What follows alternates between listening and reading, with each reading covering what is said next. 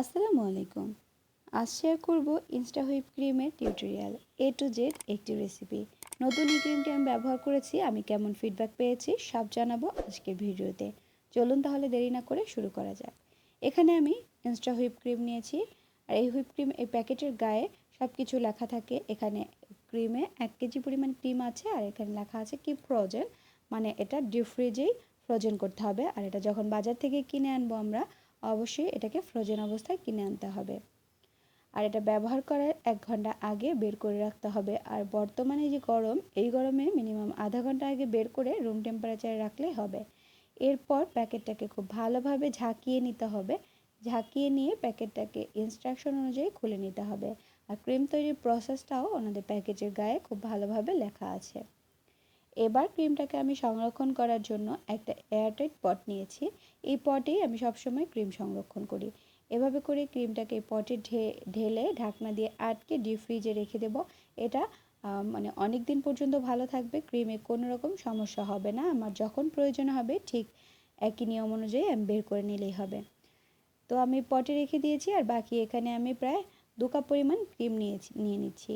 আর এখানে আমি চেষ্টা করবেন একটু বরফ ঠান্ডা সহ ক্রিমটা নেওয়ার জন্য। তো 2 কাপ পরিমাণ ক্রিম নিয়ে এবার আমি এটাকে বিট করে নিচ্ছি। আমি প্রথমে লো স্পিডে বিট করব। লো স্পিডে 2 থেকে 3 মিনিট বিট করে নিব। 2 থেকে 3 মিনিট বিট করে নেওয়ার পর দেখতেই পাচ্ছেন এটা বেশ ভালো পরিমাণে একটু ফুলে উঠেছে। এরপর আমি এটাকে স্পিডটাকে আরেকটু বাড়িয়ে দিয়ে আমি বিট করে নেব। আমার এই ক্রিমটা বিট হতে প্রায় সময় লেগেছে 7 থেকে 8 মিনিটের মতো সময় লেগেছে। ক্রিমটা ট্রপিক্যাল ক্রিমের চেয়ে বেশ ভালো পরিমাণ বাড়ে। ভিভো ক্রিমের মতো অতটাও বাড়ে না, বাট টপিক্যালের চেয়ে বেশ ভালো বাড়ে। আর এই ক্রিমে কোনো চিনি দেওয়ার প্রয়োজন নেই, মিষ্টিটাও খুব ভালোভাবেই আছে। মিষ্টি যদি কেউ বেশি খেতে চান তাহলে চিনি অ্যাড করতে পারেন। আমার মনে হয় ট্রপিক্যাল ক্রিমের চেয়ে এই ক্রিমে মিষ্টি পরিমাণটা একটু বেশি। তারপর হচ্ছে এখানে আপনারা যে টপিক্যাল ক্রিমটা কিন্তু আমি 3-4 মিনিট বিট করলে আমার ক্রিমটা পারফেক্টভাবে বিট হয়ে যায়। আর এই ইনস্টাহুইপ ক্রিমটা বিট হতে একটু সময় বেশি লাগে। তো আমি প্রায় 5 থেকে 6 মিনিট বিট করার পর দেখতেই পাচ্ছেন আমার এরকম ক্রিমটা সফট পিক হয়েছে। এরপর আমি আরও একটু স্পিড বাড়িয়ে দিয়ে 3-এ দিয়ে আমি এটাকে বিট করে নিচ্ছি আরও 2 মিনিট। টোটাল আমার 8 মিনিট সময় লেগেছে এই ক্রিমটা এই পর্যায়ে আসার জন্য।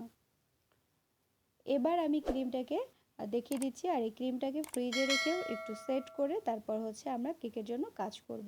আমি প্রথম এই ক্রিমটা ব্যবহার করে আমার যে অভিজ্ঞতা হয়েছে সেটা আমি আপনাদের সাথে শেয়ার করলাম। আর বলছি এই ক্রিমের দুটি খারাপ দিক। খারাপ দিক হচ্ছে যেটা বিট হতে অনেক বেশি সময় লাগে, আর হচ্ছে ক্রিমটা তৈরি হওয়ার পর রেখে দিলে কিছু সময় এটা হচ্ছে ভিতরে ছিদ্র ছিদ্র ভাব হয়ে যায়, যেটা একদমই খারাপ। কেকের ফিনিশিং ভালো আসে না। তো আপনারা আপনাদের মতামত শেয়ার করবেন। আজ বিদায় নিচ্ছি, আল্লাহ হাফেজ।